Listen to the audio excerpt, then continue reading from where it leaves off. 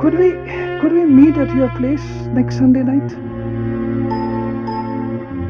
Oh, thank God. I meant that we have to talk, Melissa.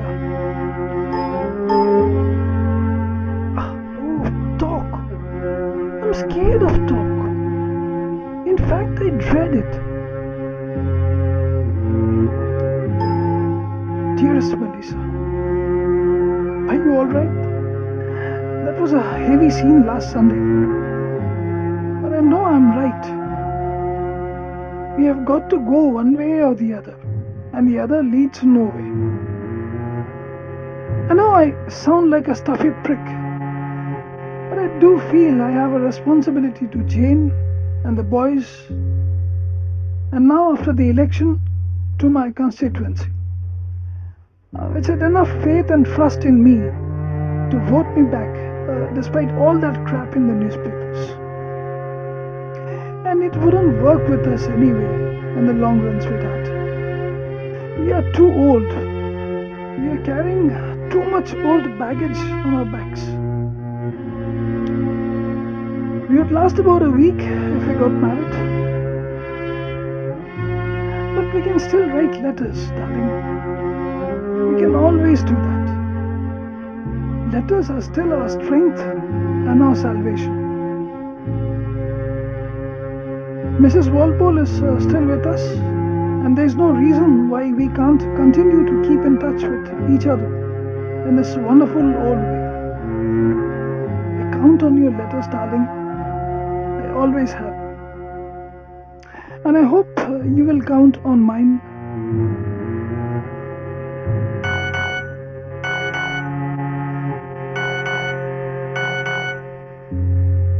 Are you there? I keep putting please forward on the envelopes, but who knows?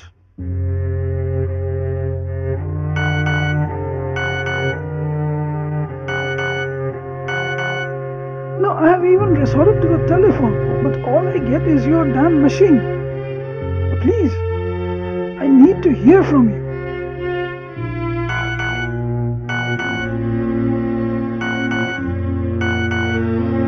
Senator and Mrs. Andrew M. Ladd III and family send you warm holiday greetings and every good wish for the new year. Andy Ladd? Is that you? Blow-dried and custom-tailored and jogging trim at 55? Hiding behind that lovely wife? With her heels together and her hands folded discreetly over a snatch. And is that your new dog, Andy? I see you have graduated to a golden retriever. And are those your sons and heirs? And hell, is that a grandchild nestled in someone's arms? Good, Andy. You look like the Holy Family. Season's greetings and happy holiday and even Merry Christmas, Senator Ladd. We who are about to die salute you. Just reread your last note. What is this we who are about to die stuff?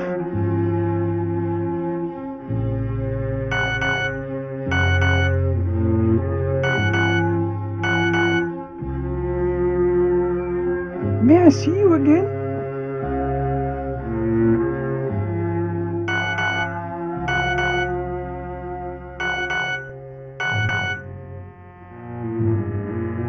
I want to see you again, if I may.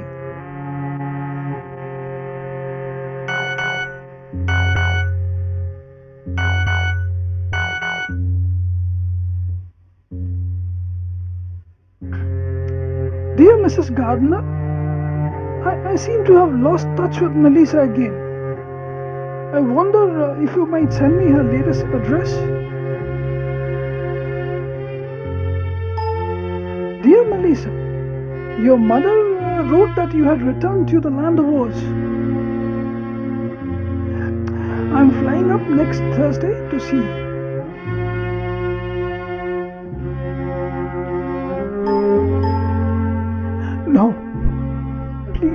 don't. Please stay away. I've let myself go. I'm fat. I'm ugly. My hair is horrible. I'm locked in the funny firm all week. And then mother gets me weekends if I'm good. They've put me on all sorts of new drugs. And half the time, I don't make sense at all. I can't even do finger painting now without fucking it up. My girls don't even talk to me on the telephone now. They say I upset them too much. I have made a mess of things, Sandy. I've made a total ghastly mess. I don't like life anymore. I hate it. Sometimes I think that if you and I had just... If we had just... Oh, but just stay away. Andy, please. Arriving Saturday morning, we'll meet you at your mother's.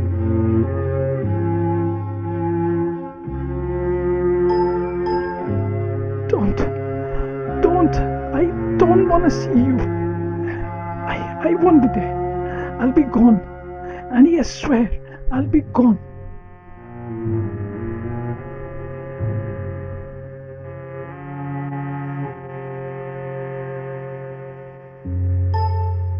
Dear Mrs. Gardner, I think the first letter I ever wrote was to you, accepting an invitation for Melissa's birthday party. Now I'm writing to you again about her death. I want to say a few things on paper I couldn't say at her funeral, both when I spoke and when you and I talked afterwards. As you may know, Melissa and I managed to keep in touch with each other for most of our lives, primarily through letters. Even now, as I am writing this letter to you, I feel I am writing it also to her.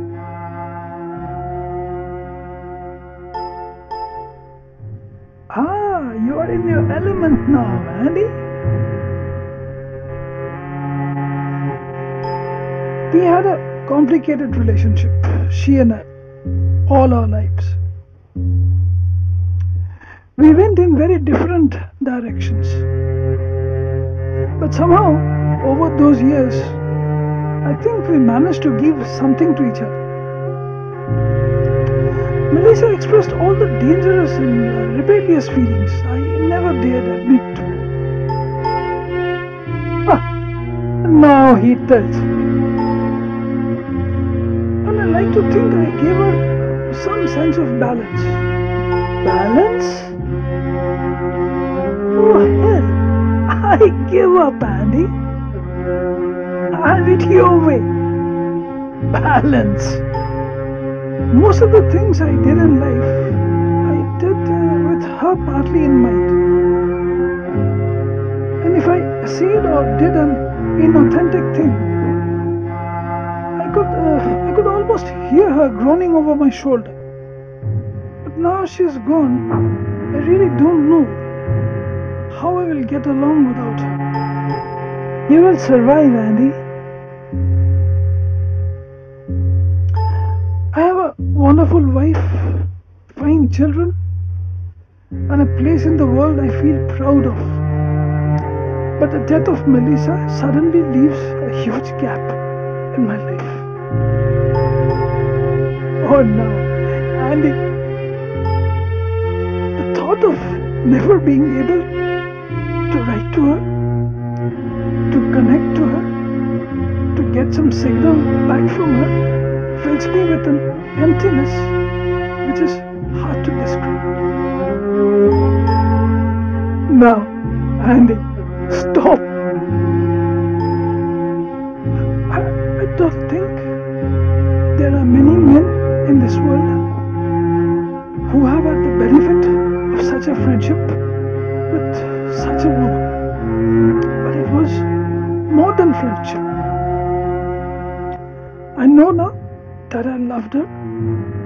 I loved her even from the day I met her. When she walked into that second grade, looking like the lost Princess of Oz. Andy, please. Andy, I can't bear it.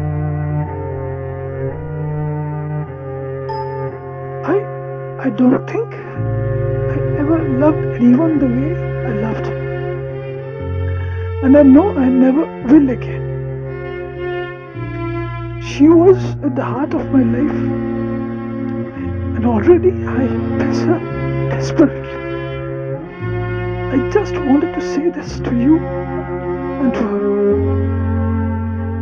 Sincerely. And he'll have